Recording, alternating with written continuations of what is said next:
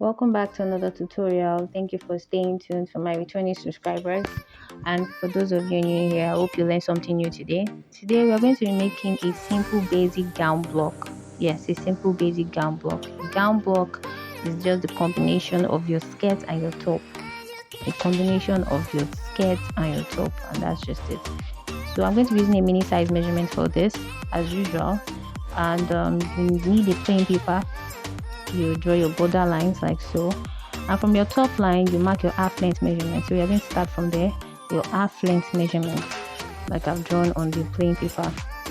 And these are the mini size skirts and top patterns, half length top, that I'm going to be using to draw my basic gown block.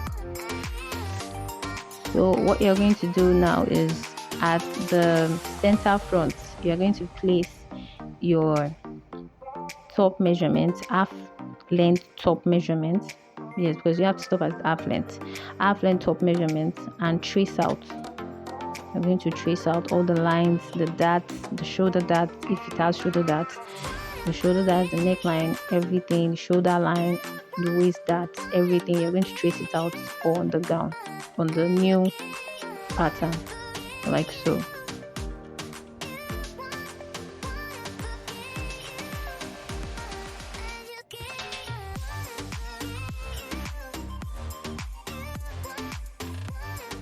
So I'll be highlighting it with a pencil so that it will be clearer.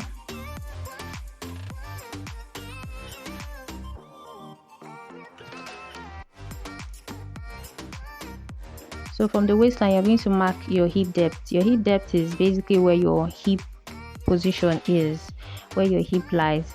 So for most women, it starts from 7.5, 8, 9 to 10. Depends on how tall or how big your hip is, or how chubby your hip is. So you mark your position across from front to back. So this is where your hip measurements will be taken.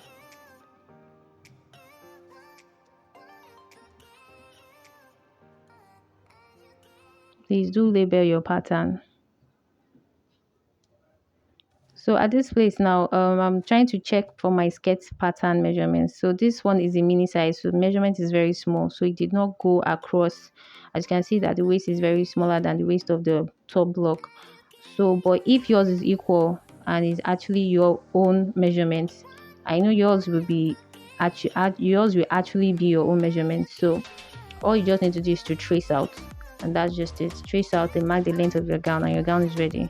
But mine is not, so I'm going to be marking the hip measurement. The hip, your measurement divided by 4, you mark it on the hip line. Do the same thing on the hemline, so you connect the lines together and your front is partially ready. So what you've done in the front, you equally repeat it at the back. You take your back pattern, half length back pattern, and trace all the lines, the curves, the shoulder line, the armhole, the neckline. Trace them out.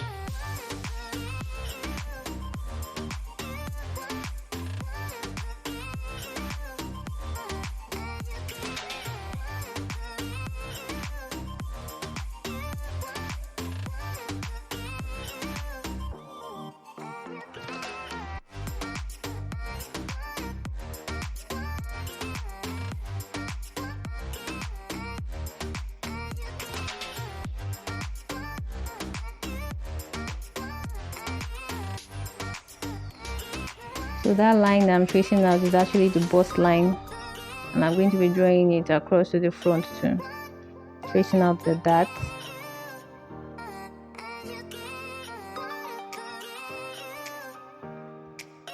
Remember, the dart position can be moved because of the zip. Once you are shaping your zip your zip center back, the dart will be too close to the zip center back, so you need to shift it. So that dart is actually temporary to a new position. So I'm highlighting all the lines so that it will be very clear. So what you did in the front around the hip line, do the same thing at the back.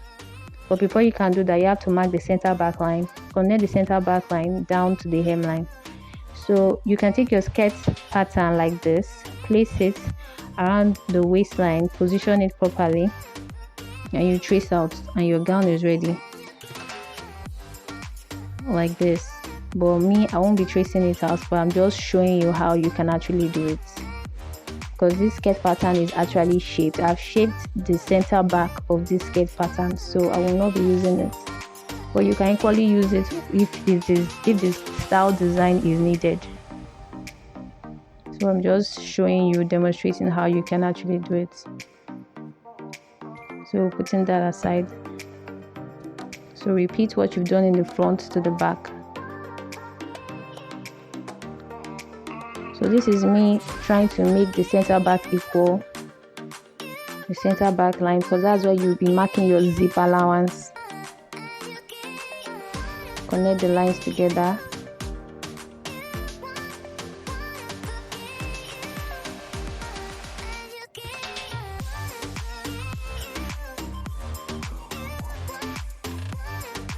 So from that position or from that line, you mark your hip measurement divided by 4, you mark it.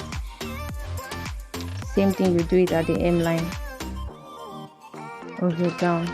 Connect the lines together.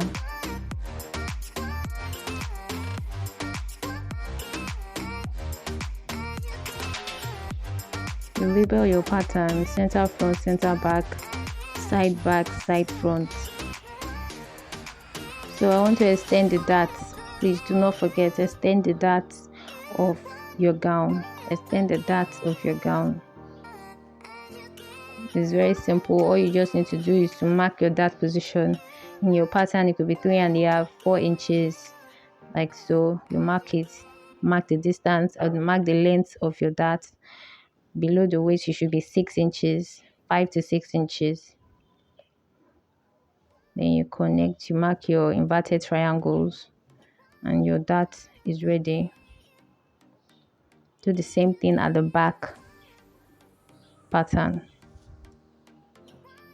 Remember, this dart can be shifted for the back pattern because of the zip. Once you shaping the center back, you make the center back slanted for zip positioning.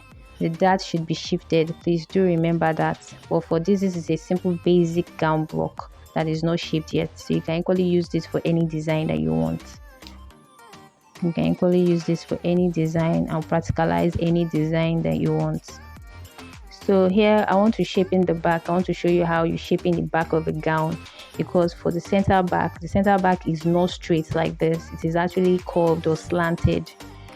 So remember what we did in the skirt pattern blocks. That's the same thing we are going to do for the gown. So for the basic one, you from the center back, mark your zip position 1 inch maximum for your zip allowance position. If you don't want to use that, you can do this by shaping the back.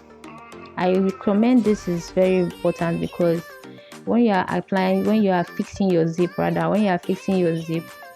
will end up being lumpy if you do not shape. If you do not create the curvy lines that I'm trying to make now. If you make it straight like that and fix your zip will end up being lumpy. But if you do this method like I'm doing, like so, your zip will actually lay at your back properly. So what you just do at the waistline, take 2 centimeters inwards, and connect that point to the hip line, and connect the same point to the back line upward, like so. So if you want a pencil gown, like the same thing we did in the skirt, if you want a pencil gown, all you just do in your pattern, take 2 inches or 1.5 inch inwards, and you mark that line, connect that line back to the hip line, and that place will be curved. You created a contour around that hip line.